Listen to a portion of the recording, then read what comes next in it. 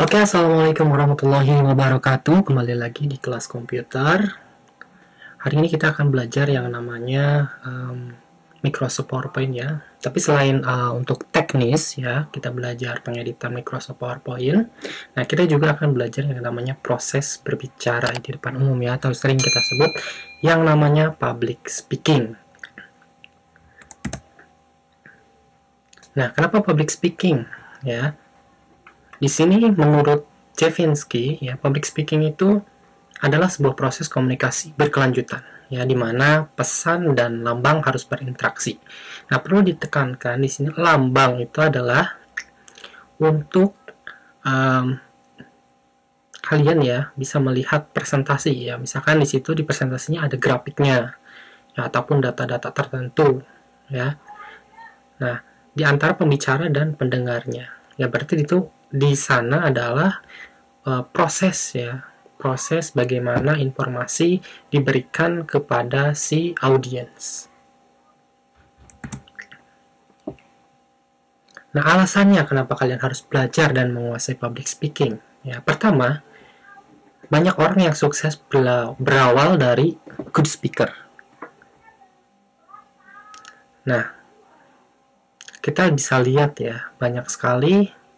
Kalau kita lihat, kalau kalian suka yang namanya stand up comedy, kalian bisa lihat ya, mereka awalnya ya orang biasa aja kayak gitu. Nah, kemudian mengikutin kontes ya, kemudian di situ ada proses belajar ya, mungkin menghafalkan suatu joke ya. Nah, kemudian bicara di depan umum. Nah, itu contoh dari modal ya, tadinya orang biasa-biasa aja, kemudian menjadi good speaker. Nah, yang kedua adalah tuntutan zaman dan teknologi. Di era sekarang ya, untuk era zaman generasi sekarang ya, teknologi itu semakin berkembang ya, kemudian zaman juga semakin cepat ya, perkembangan teknologi itu semakin cepat. Nah, yang tadinya kita hanya harus datang ke kantor ya, sekarang karena ada pandemi kita harus di rumah ya, dan bekerja di rumah. Nah, misalkan seperti itu. Ataupun kalian mahasiswa yang tadinya belajar di kampus kemudian belajar di rumah. Nah, bagaimana itu prosesnya? Ya, kalian harus mampu ya, misalkan untuk berbicara di rumah ataupun menyampaikan dalam proses belajar mengajar. Mungkin biasanya untuk kalian yang nggak tahu itu ya, nah kalian harus tanya ya kepada dosennya ataupun teman-teman kalian. Jangan cuma misalkan kalau di rumah kalian udah lihat materi belajar sendiri tapi nggak tahu ya apa arti dari yang disampaikan dosennya ya. Jadi silakan ya, kalau untuk kalian yang mau diskusi ya, saya buka open WhatsApp ya, ataupun di Classroom juga bisa. Nah, kemudian tuntutan profesi. Ya, banyak sekali profesi-profesi yang menuntut public speaking ya, terutama misalkan salesman ya, ataupun manager ya, itu harus bisa public speaking ya. Jadi untuk meyakinkan orang ya, kita perlu yang namanya public speaking. Wirausaha pun harus belajar yang namanya public speaking ya, karena misalkan untuk menjual produknya ya, kita harus yakinkan dong ya si pembelinya, seperti itu. Nah, kemudian persaingan ya, untuk persaingan kerja ya, biasanya akan dipilih orang yang mempunyai banyak kelebihan ya, ketimbang hanya sedikit sekali bisanya ya. Maka daripada itu, orang yang punya plus di public speaking biasanya itu akan menjadi pertimbangan lebih baik ya, dibandingkan orang yang nggak punya ataupun nggak bisa public speaking. Pertanyaan besarnya, bagaimana saya bisa menjadi pembicara yang baik? Ya, contoh ya, saya sendiri dulu itu nggak bisa sama sekali yang namanya public speaking. Jadi zaman mahasiswa ya biasa kutu buku ya, ataupun kupu-kupu ya, kuliah pulang kayak gitu ya. Kadang waktu yang dihabiskan itu lebih banyak di luar daripada di kampus ya. Jadi sangat kurang untuk mengulas ilmu ya di kampus. Nah, bagaimana saya belajar? Nah, saya memanfaatkan yang namanya dunia internet ya untuk referensi dan juga buku-buku yang ada di perpustakaan. Ya, jadi untuk menjadi pembicara yang baik ya kalian harus belajar ya. Belajar itu nggak harus kalian pas muda saja. Nanti umur semakin bertambah pun ya, perkembangan teknologi ya semakin bertambah, zaman pun semakin bertambah, ya kalian juga harus belajar. Ya. Yang namanya perkembangan ilmu itu pasti akan selalu berkembang terus. Ya, dari zaman ke zaman. Ya, tahun 2000 sampai 2010 ya ataupun 90-an itu masih kebanyakan menggunakan teknologi model analog. Ya, sekarang sudah tahun 2010 ke 2021 ini sudah banyak sekali perubahannya. Yang tadinya model analog berubah menjadi model digital. Ya, yang tadinya TV-nya tabung, sekarang udah mulai TV-nya flat. Seperti itu. Dan banyak teknologi-teknologi lain yang sudah berkembang. Ya, mungkin ada juga mobil otonom, ya mobil yang bisa berjalan sendiri. Ya, itu berkat adanya teknologi ya. Nah, di sini ada mitos. Kemampuan berbicara di depan umum muncul karena bakat. Tentu saja itu salah ya. Karena sebenarnya semua ilmu itu bisa dipelajari. Ya, tergantung dari kalian mau belajar atau enggak. Ya. Contoh di sini public speaking. Saya nggak bisa Pak public speaking. Kok Bapak bisa? Ya karena saya belajar. Saya ada kemauan untuk belajar. Nah, coba kalian pikirkan. Ya, ada orang bisa. Karena sama-sama. Kalian manusia. Saya juga manusia. Nah, kenapa kalian nggak bisa? Ya, kenapa saya bisa? Ya karena, satu, mau belajar. Itu aja. Kalau kalian pasti belajar, kalian pasti juga bisa. Nah, di sini ada fakta. Ya, kemampuan berbicara di depan umum berkembang dengan latihan dan praktek. Ya, jadi mitos yang tadi yang negatif itu kalian singkirkan. Ya, hilangkan mindset negatif. Ya, entah itu dari siapapun. Ya, pokoknya kalau ada pembicaraan negatif dari orang, ya yang membuat kalian down, itu nggak usah dipikirin, nggak usah dideketin, jauhin aja. Ya. Kemudian apa yang sebenarnya menghalangi kita untuk berlatih dan praktek? Ya, kalian pikirkan itu. Ya. Apakah mungkin malas? Ya. Atau ada lingkungan yang nggak baik? Ya. Nah, itu penyebabnya bisa menyebabkan kalian gugup. Ya. Nah, jadinya kalian punya ketakutan seperti itu. Nah, bahkan dulu pun saya mau presentasi itu kadang ada anggota tubuh yang nggak bisa dikontrol ya. Contoh misalkan kesemutan, ataupun kaki gemetaran, ataupun tangan gemetar. Nah, seperti itu. Ya, jadi hal untuk menghilangkan seperti ya berlatih ya. Berlatihnya bagaimana Pak? Nah, untuk saya sendiri dulu saya sering berlatih ya berbicara di depan cermin. Ya, seperti sebelum presentasi saya berbicara dulu di depan cermin. Apa yang mau saya bicarakan. Nah, menggunakan repetisi ya ataupun pengulangan. Nah, kira-kira dilihat saya sudah lancar apa belum sih bicara tentang ini, terus poin-poin yang mau disampaikan itu apa saja. Ya, jadi saya harus menguasai semua itu. Ya, kira-kira nanti audiens itu mau bertanya apa kayak gitu. Nah, kalian harus perbanyak referensi ya untuk materi yang kalian sampaikan. Jadi nanti ketika ada pembicaraan ataupun pertanyaan, kalian bisa menjawab. Ya, dan itu harus berdasarkan fakta. Ya, nggak boleh jauh dari fakta sebenarnya ya. Jadi kalian mungkin bisa menjawab tapi faktanya nggak ada, ya nggak ada referensinya. Ya itu sama aja nilainya 0.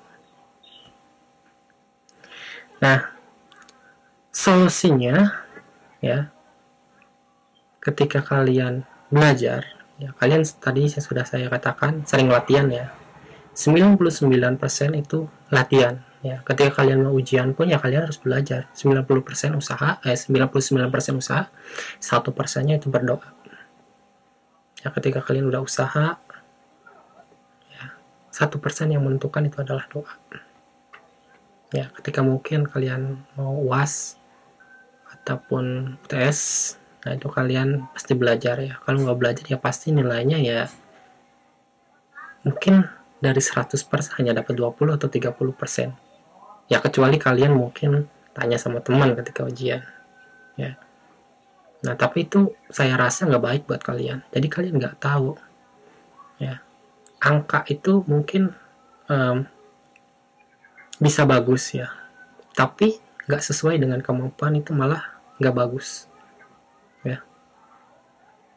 Jadi yang terpenting bagi kalian saat ini adalah usahakan sering latihan ya, kemudian berdoa. Maka hasilnya nanti akan sesuai keinginan kalian. Kalaupun nggak sesuai dengan keinginan kalian, kalian sudah berusaha sendiri. Ya itu otomatis ya kalian akan merasa puas. Ya kalau kalian belum merasa puas, maka terus latihan lagi. Ya sampai mendapatkan hasil yang terbaik. Nah, ada prinsip yang harus ditanamkan. Ya. Ini prinsipnya ada YAM, yaitu yourself, ya. Kemudian audience, dan material. Ya, kenali dirimu sendiri. Ya, karakter kamu itu seperti apa. Nanti gaya bahasamu seperti apa yang mau disampaikan. Ya, kalau misalkan tadinya saya orang Jawa, ya pasti karena setiap hari saya berbicara bahasa Jawa, ya mungkin ada logat Jawanya kayak gitu. Tapi itu bukan kelemahan, sebenarnya itu kelebihan ya. Kelebihan kalian. Ya jangan anggap sesuatu hal yang melekat dalam diri kalian itu suatu kelemahan. Tapi jadikanlah itu suatu kelebihan. Ya. Yang penting kalian harus belajar ya. Kemudian kenali audiens kalian. Nah, audiensnya siapa sih? Nah, itu bisa menjadi segmentasi kalian untuk membawakan suatu materialnya.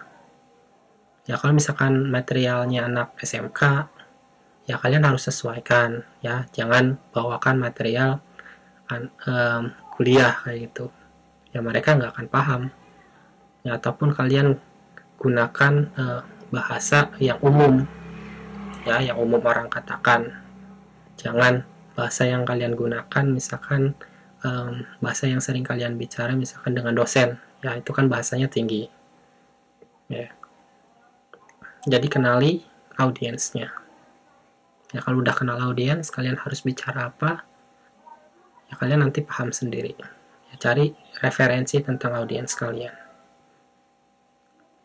Nah kemudian kenali materialnya. Untuk material sendiri, ya kalian harus paham. Ya, apa yang mau kalian bicarakan itu harus paham. Dari A sampai Z. Ya, itu kalian harus berbanyak referensi ya, entah itu bahan bacaan dari apapun. Nanti ketika ada pertanyaan, pasti kalian bisa menjawabnya dengan fakta. Nah, itu sering saya tekankan ya. Kalian bisa bicaranya ya, kalian kenal diri sendiri, kalian kenal audiensnya, kalian juga kenal materialnya. Ya, jadi harus benar-benar paham di situ. Ya, jangan sampai kalian membawakan suatu material tapi nggak paham apa isi materialnya itu. Ya, atau isi presentasinya itu. Nah, di sini saya kasih tips ya, presentasi yang baik itu bagaimana. Yang pertama, persiapkan ya dan kuasai materi dengan baik. Jadi misalkan kalian mau presentasi minggu depan ataupun bulan depan, ya kalian harus sudah latihan ya. Semakin jangka waktunya lama, ya berarti kalian harus semakin siap ya. Seperti itu. Jadi banyak waktu untuk latihannya. Ya. Kemudian bayangkan apa yang akan terjadi besok saat presentasi. Ya, boleh kalian misalkan imajinasi ya. Lihat audiensnya ya, siapa aja di situ. Ya, misalkan audiensnya itu kalian harus kenal siapa ya, perbanyak referensi tentang audiensnya. Nah, bayangkan yang akan terjadi besok itu apa ya, jangan bayangkan tentang hal negatif. Waduh, gimana nih besok, mana pengujinya misalkan galak lagi, bagaimana. Jangan pikirkan itu ya. Itu contoh saja ketika misalkan kalian mau ujian skripsi. Jangan bayangkan hal seperti itu negatif ya. Apapun yang terjadi ketika besok ya, bayangkan sekarang ini untuk besok itu hal yang positif. Nah, pada saat presentasi ada perlu yang kalian perhatikan di sini. Yang pertama, kontak mata. Ya, kontak mata dengan audiens itu penting. Ya, kalau misalkan kalian gugup, ya jangan pandang matanya terlebih dahulu, tapi pandang arah di atas matanya. Ya, kayak gitu. Itu bisa membuat kalian lega ya, karena kadang tatapan audiens yang tajam kadang bisa saja merubah pikiran kalian ya, yang tadinya udah mindsetnya positif ya, udah percaya diri, kemudian ketemu orang yang kontak matanya tajam dan pertanyaannya sulit, ya itu akan membuat kalian cenderung gugup. Nah, kemudian body language-nya juga harus diperhatikan. Ya, jangan hanya misalkan kalian presentasi tapi pada titik itu saja. Ya, kalau misalkan lihat panggungnya ya, di mana kalian berdiri, kalau di situ agak luas ya dan audiensnya banyak ya, kalian harus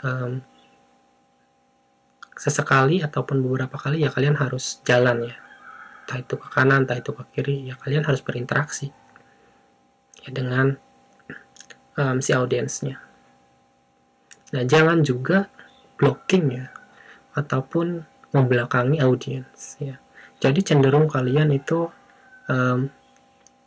hanya melihat presentasinya. Ya, presentasi itu bisa dibaca sama audiensnya. Ya, jadi jangan sampai blocking. Ya, utamakan kalian dengan si audiens itu saling berhadap-hadapan ya, jangan membelakangi. Ya, itu sangat negatif kalau misalkan ada yang presentasi hanya terfokus kepada presentasinya saja. Ya. Nah, usahakan presenter itu membawakan hal yang baik. Ya, jadi body language-nya itu harus diatur. Nah, kemudian bahasa. Ya, bahasa juga kalian harus perhatikan. Ya, tata bahasa itu. Kenapa harus diperhatikan? Ya, kita lihat kalau misalkan kalian sedang presentasi dengan orang yang lebih tinggi ya, ataupun sejajar dengan kalian, ya itu harus diperhatikan juga ya. Bahasa apa yang harus kalian gunakan. Ya, misalkan kalian sedang presentasi tentang skripsi, ya berarti pembahasannya bahasa-bahasa yang ada di skripsinya itu. Ya, jadi bahasa-bahasa yang biasa digunakan di kampus ataupun bahasa-bahasa yang keilmuan. Ya beda, misalkan audiensnya anak-anak kecil ataupun ya yang statusnya di bawah kita. Ya misalkan anak SMK kayak gitu. Nah, itu bahasanya harus lebih umum. Ataupun orang-orang yang notabene kalian presentasi di luar, ya mungkin ketika kalian sedang KKN, ya kalian bicara dengan mungkin warga desa atau siapapun yang notabene umum, kalian gunakan bahasa tinggi, ya itu nggak cocok, gitu loh. Ya. Nah, kemudian intonasi penyampaian. Nah, intonasi itu juga penting ya. Nah, nanti di situ kalian bisa atur nafas kalian, misalkan agar nggak terlalu capek ngomong, ya. Terus kemudian apa yang kalian sampaikan itu ya harus jelas, ya. Jadi pemanggalan katanya juga harus jelas. Nah, kasih juga ya, kalau misalkan udah audiens, kalian udah presentasi mungkin sekitar setengah jam, ya lihat kalian situasi audiensnya seperti apa. Kalau misalkan mereka udah bosen, ya karena yang kalian bawakan itu presentasinya terlalu tinggi ataupun udah agak boring audiensnya, ya silahkan kasih joke ataupun lelucon, ya agar nanti audiensnya ya energinya kembali seperti semula, ya jadi ada semangat lagi ya untuk memperhatikan itu, jadi nggak boring ya. Atau sering kalau disebut itu ice breaking itu ya, ataupun permainan apa itu ya, coba kasih seperti itu. Nah, itu akan menjadi nilai tersendiri ketika kalian presentasi. Nah, kemudian berinteraksi dengan audiens ya, jangan kalian hanya terpaku dengan presentasinya saja ya, tapi lebih ke interaksi dengan audiens itu lebih baik. Ya misalkan ada audiens yang ketika kalian membicarakan sesuatu itu ada interupsi, ya persilahkan saja. Ya persilahkan saja, terus kemudian audiensnya ingin mengatakan pertanyaan atau apa, ya persilahkan saja kemudian kalian jawab. Nah, ataupun kalau misalnya nggak ada yang mau bertanya, ya kalian buat sesuatu yang bisa audiens itu jadi ingin bertanya. Ya. Biasanya kalau ditanyain kan ada pertanyaan, diem ya, seperti itu. Nah, buatlah sesuatu hal yang bisa membuat interaksi dengan audiens. Nah, ini yang untuk pembuatan teknisnya ya. Buat PowerPoint dengan benar. Ya, maksudnya dengan benar di sini adalah simbol atau apapun yang kalian kasih ya di template PowerPoint-nya, ya itu harus sesuai ya dengan tema yang kalian bawakan. Nah, kemudian mungkin dikasih animasi ya, tapi jangan terlalu banyak ya, agar menarik ya. Atau kasih sesuatu apapun yang menarik ya nggak masalah ya, asal tidak berlebihan ya. Jadi kalau misalkan berlebihan ya jadi kurang menarik, yang tadinya mungkin menurut kalian menarik tapi menurut audiens itu jadi nggak menarik. Nah, itu yang terakhir ini adakan tanya jawab dan kasih kesimpulan.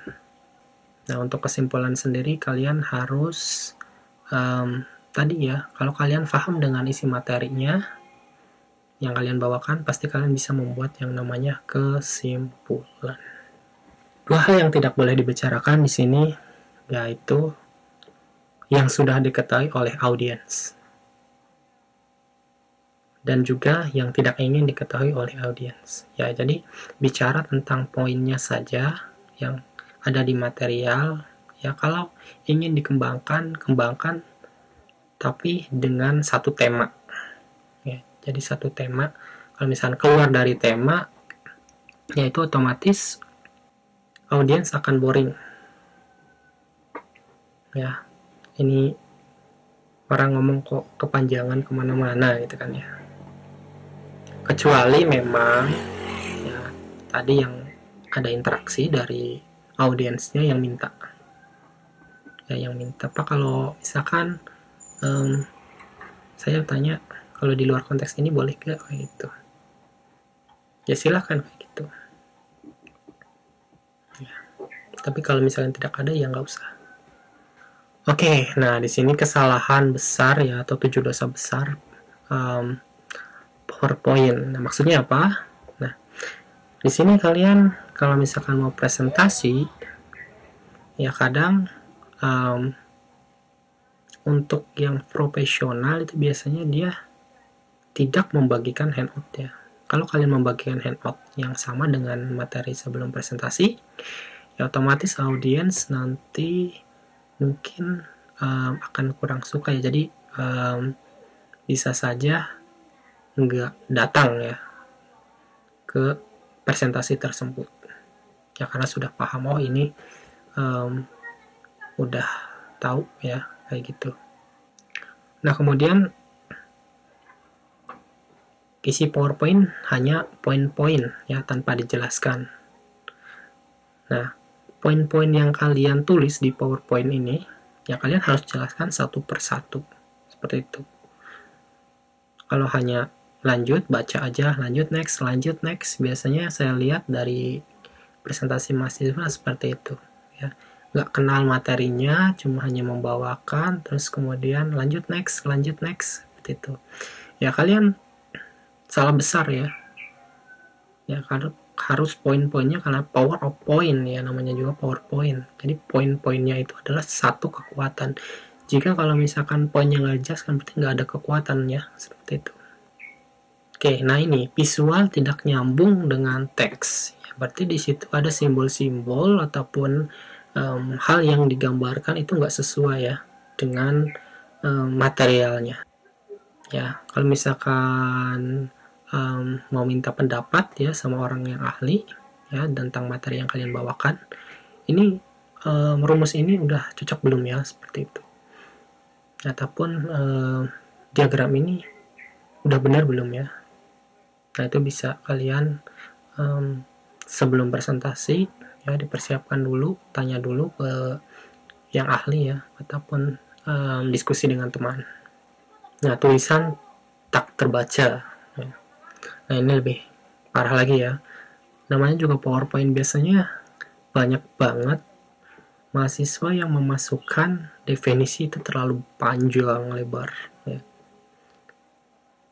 panjang lebar ke dalam PowerPoint-nya ya. Bedakan antara modul dengan PowerPoint ya. Kalau misalkan modul itu memang ditulisnya panjang lebar ya, tapi kalau PowerPoint hanya intinya saja ya, beberapa kalimat ya atau poinnya saja. Nah, itu nanti dijelaskan ya, bukan kalian baca terus ya karena sudah penjelasannya ya. Ataupun kalian biasanya ada juga yang bawa poinnya udah ditulis benar ya PowerPoint-nya, tapi ada juga yang bawa catatan teks ya kecil kayak gitu ya. Jadi nanti ketika interaksi dengan audiens kalian baca teksnya sedikit-sedikit. Nah, kalau misalkan itu presentasi grup kayak gitu kalian baca sedikit-sedikit ya, itu berarti kurang meyakinkan audiens ya. Nah, kecuali mungkin ya presentasi formal yang biasanya kayak presiden itu misalkan bawa teks atau apa, itu nggak apa-apa karena tidak ingin keluar dari konteks itu ya kan, itu udah dipersiapkan teksnya panjang ya, seperti itu nggak apa-apa. Tapi kalau misalkan lebih baiknya ya kalian harus paham isi materinya ya, di luar kepala. Ya, jadi kalian mau bicara apapun, ya nanti nyambung dengan isi materinya. Jangan juga terlalu banyak animasi, ya, karena itu bisa bikin audiens itu nggak suka ya. Nah, lebih baik yang sederhana aja ya. Kalaupun ada animasi ya silahkan yang cocok aja ya. Kemudian ada penutup yang lemah. Nah, hasilnya ya ketika kalian membuat kesimpulan ya jangan sampai kalian lupa ya, ataupun penutupnya nggak diisi dengan baik ya. Kalau tips dari saya, kasihlah moto ya, agar nanti paparan materi kalian ketika disimpulkan di situ nanti audiens ya merasa dirinya sudah diyakinkan ya oleh si pembicaranya.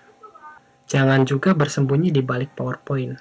Ya, nah itu yang sudah tadi saya katakan ya. Jangan kalian membuat teks yang terlalu banyak ya.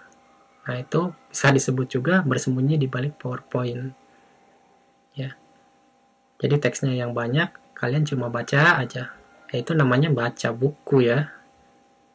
Ya, bukan kalian menyampaikan ataupun meyakinkan ke si audiensnya. Nah, dari saya ya kesimpulannya, kalian harus bicara to the point ya ketika menyampaikan presentasi ya. Selalu percaya diri. Kemudian tetap positive thinking. Apapun yang orang lain katakan, selalu positive thinking. Ya, kalaupun hasilnya ada yang negatif, ya kalian kalau positive thinking mau belajar lagi dari kegagalan, saya jamin kalian bisa sukses. Oke, selanjutnya kalian bisa mengenal software pengolah presentasi. Ya, di sini kita nanti akan belajar yang namanya teknisnya ya, membuat presentasi.